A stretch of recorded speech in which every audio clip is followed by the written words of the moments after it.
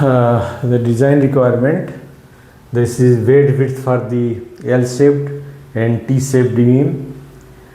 If the resultant force lies in this way, it is B by 6. So we have gamma BH, this the load into B by 6, which work in B by 6 minus PH by 3. So B is equal to 2P by gamma. This is for L-shaped beam. If you take the T-shape, then you will find that this value will reduce 2 by 3rd gamma B H into B by 3, which is the face. This is a face B by 3 of, you can say, toe. So this is taken as 2 by 3rd gamma BH, this value 2 by 3rd gamma BH into B by 3, BH13 should be 0. So we'll get B equal to 3Py upon 2 gamma.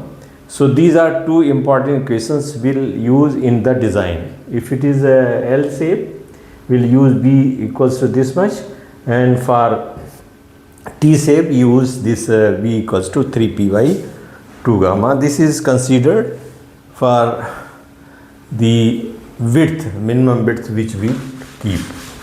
And what will the width of the stem, you can say, or the width of the depth base, that is thickness, you can say, thickness of base may be H by 10 to 12 with minimum 300 mm. And for stem